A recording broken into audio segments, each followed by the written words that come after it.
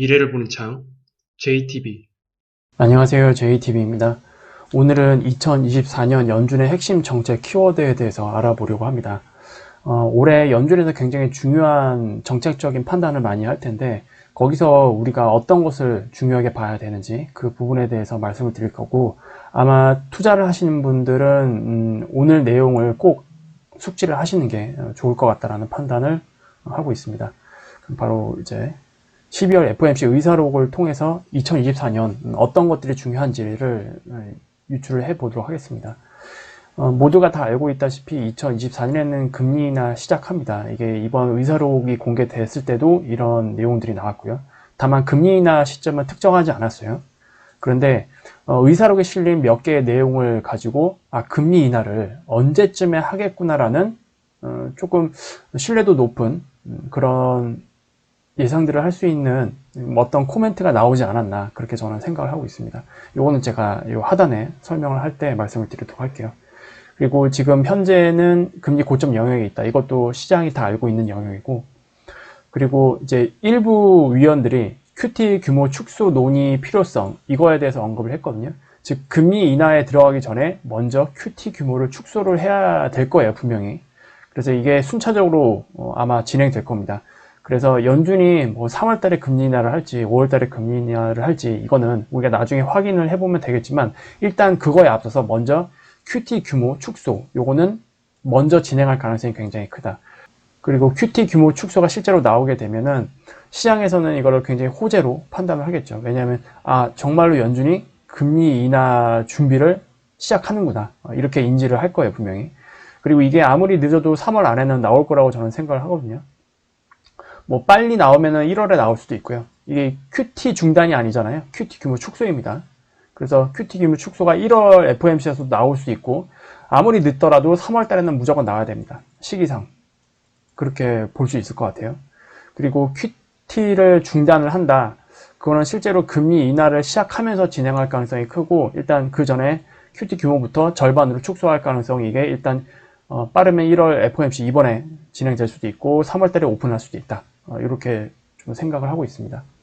그리고 고용시장의 추가적인 완화 필요성을 언급을 했습니다. 이번 의사록에서. 그래야 인플레이션을 추가적으로 우리가 목표로 했던 수치까지 내릴 수 있다. 그런데 동시에 위험성도 같이 언급을 했어요. 즉 어떤 내용이냐, 노동시장이 지금보다 훨씬 더 약화된다 라고 한다면, 노동시장이 이제 점진적으로 완화를 하고 있긴 하지만 이제 어떤 임계치를 넘게 되면 급격한 상황이 전개된다. 즉 노동시장이 지금은 완화가 이렇게 되고 있다라고 한다면 어떤 특정 시점을 넘어가게 되면은 갑자기 이렇게 악화될 수 있다라고 이야기를 하는 거예요. 그리고 이거는 아마 경착륙이 될 가능성이 굉장히 클 겁니다. 그래서 이런 노동시장이 급격하게 하향 전환으로 빠르게 전환될 수 있는 리스크도 있다라는 것을 주목하고 있습니다. 이게 이제 좀 더 풀어서 설명을 해드리자면, 현재 노동시장 완화는 우리한테 굉장히 좋은 시그널입니다. 그렇죠? 시장에서도 이거는 굉장히 좋게 받아들이고 있어요. 그리고 노동시장 특성상 완화 추세는 일정하게 진행되지는 않는다라는 걸 우리가 일단 주의를 해야 될 것 같아요. 여기서도 얘기했듯이 노동시장이 이렇게 누구나 예측 가능한 범위로 이렇게 움직이지 않고 이렇게 완화되다가도 어떤 임계점을 지나가게 되면 갑자기 이렇게 급격하게 하향 전환하는, 굉장히 악화되는 상황으로 넘어갈 수도 있다. 즉 임계점을 지나면 이 노동시장이 급격하게 무너지면서 경제가 굉장히 크게 망가질 수 있다라는 위험성을 경고를 한 거예요. 그래서 이제 FOMC에서 특히 파월은 대놓고 논판 페이러를 보겠다라고 이야기를 계속 해왔고, 실제로 그 수치를 굉장히 중요하게 보고 있는 상태이긴 합니다. 그런데 이 노동시장을 우리가 봤을 때 여기서 이야기를 했던 어떤 그런 임계점, 노동시장이 여기서 더 악화되면, 더 완화가 되면 이거는 좀 상황이 안 좋아질 수도 있다 라고 하는 어떤 내부적인 데이터 기준이 있을 거 아니에요. 그 임계점에 도달을 했거나 또는 도달 직전의 데이터를 실제로 연준에서 확인을 하게 되면 그때 금리 인하를 진행할 가능성이 굉장히 높다라고 저는 생각을 합니다. 그래서 지금은 어쨌든 데이터를 보고 계속 판단하겠다라고 얘기를 했지만 결국 키포인트는 고용시장이 될 것 같아요. 2024년에. 그래서 이거 밸런스 잡기가 굉장히 힘든 상황이거든요. 정말로 노동시장이 완화가 되다가 급격하게 나빠지기 직전에 절묘하게 금리 인하를 해서 시장의 연착륙을 이끌어내는 그 확률이 생각보다 높지 않을 것 같아요. 제 생각에는. 그리고 여태까지 그렇게 아름답게 진행된 적이 한 번도 없었잖아요. 그래서 이번에도 우리가 실제로 금리 인하를 진행하게 되면은 이러한 가능성을 열어놔야 됩니다. 분명히 시장은 이제 금리 인하 막바지, 이제 인하 직전에 가게 되면 굉장히 좋아할 거거든요. 근데 과연 좋아해야 될까? 실제로 연준에서 금리 인하를 한다라고 하는 것은 결국 우리가 이렇게 받아들여야 되지 않을까요? 아, 노동시장에 뭔가 문제가 생겼구나. 또는 문제가 터지기 직전이구나. 라고 우리가 인지를 하는 게 오히려 맞다라고 저는 생각을 합니다. 그리고 나서 그 이후에 나오는 데이터를 충분히 확인을 해야겠죠. 그래서 여기서 말하는 정말 이렇게 노동시장이 급격하게 나빠지는 상황으로 진행될지 안 될지 이거는 아무도 모르는 거잖아요. 하지만 위험성은 있다라는 것을 다 위원들이 지금 일부 위원들이 제시를 했고 실제로 과거 사례를 보더라도 이런 것들이 나타났기 때문에 우리가 이거에 대해서는 충분히 인지를 하고 있어야 된다. 아마 이게 2024년에 잘하면 굉장히 큰 변곡을 만들 수 있는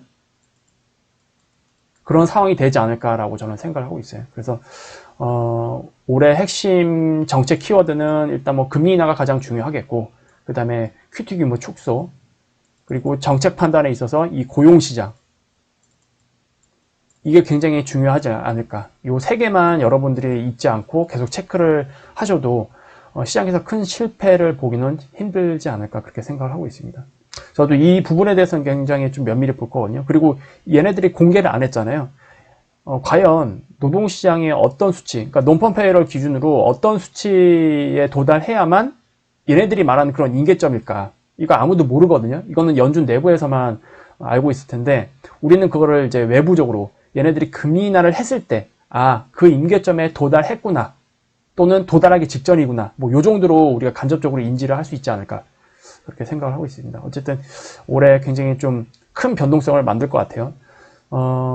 상반기 안으로 뭐 1분기는 아닐 거고 2분기 후반부에 금리 인하가 진행된다라고 한다면 노동시장에 일단 위험 신호를 보였을 가능성이 일단 높다. 이게 굉장히 핵심적인 내용이 될 것 같고요. 그리고 만약에 그런 것들이 나오게 되면 그 이후에 나오는 이제 경제 데이터들이 굉장히 중요해지겠죠. 그때는 아마 굿 이즈 굿 뉴스가 될 겁니다. 그리고 배드 이즈 배드 뉴스 이렇게 아마 진행될 가능성이 굉장히 크니까 향후 금리 인하를 기점으로 해서 이런 메커니즘으로 또 전환될 수 있구나 라는 것들을 인지를 하시면 될 것 같아요. 오늘 이렇게 좀 간단하게 마무리 지어봤고요. 일단 내일 저녁에 CPI 발표가 있잖아요.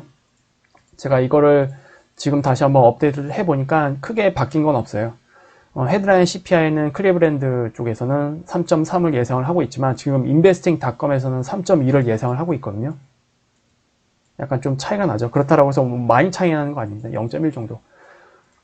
그리고 헤드라인은 뭐 이런 상태이긴 한데 코어는 지금 아마 3.8을 예상을 하고 있을 거예요. investing.com에서. 근데 이것도 0.1 정도 차이가 있습니다. 하지만 이번 CPI 발표가 지나고 나면 PC 발표부터, 이건 이제 이번 달 말이죠. 이번 달 말부터 발표하는 물가지표는 또 다시 둔화되는 흐름으로 넘어가게 됩니다. 그러니까 이게 큰 이벤트는 아닐 거예요. 그냥 예상치에 부합하는 수준만 나오더라도 그냥 이번 CPI 요런 반등은 그냥 무난하게 지나가는 수준, 뭐 그렇게 인지를 하셔도 될 것 같습니다. 그리고 정말 중요한 거는 아까도 말씀을 드렸지만 아마 1월 FOMC가 될 것 같아요. 1월 FOMC 때 과연 QT 규모 축소를 공식적으로 언급을 하는지 이게 핵심이 되지 않을까 그렇게 생각을 합니다.